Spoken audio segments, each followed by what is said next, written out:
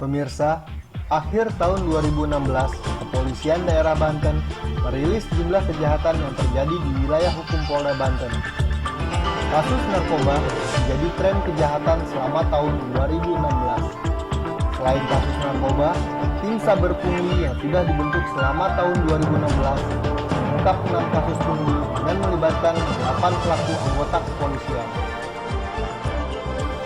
Kepolisian Daerah Banten merilis tindak pidana kejahatan di wilayah hukum Polda Banten selama tahun 2016. Rilis dihadiri Kapolda Banten, Brigjen Pol Listio Sigit Prabowo dengan sejumlah awak media di ruang serbaguna Kapolda Banten.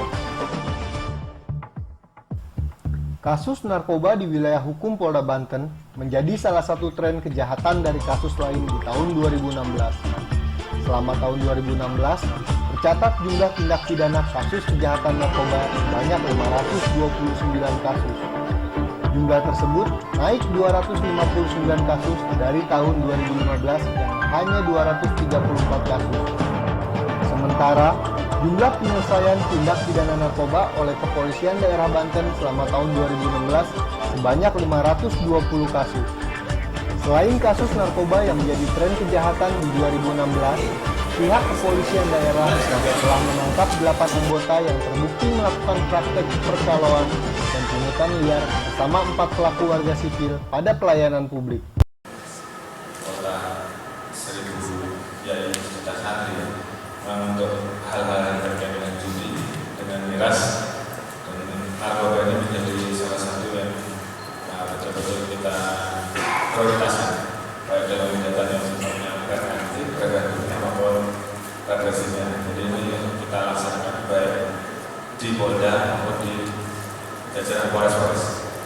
Karena harapan kita memang di wilayah kita ini yang terkenal dengan ikon tadi betul-betul bisa kita jaga supaya wilayah Provinsi Banten ini bisa kita pertahankan di kota yang menurut 1000 jaya juta santri.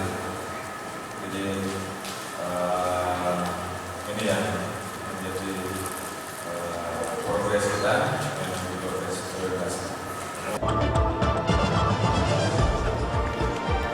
Terkait program kerja di tahun 2017, Polda Banten akan menyiapkan 11 program kerja, diantaranya pemantapan reformasi internal Polri, penguatan Harkamtipnas, termasuk akan melakukan komunikasi dengan masyarakat secara intens.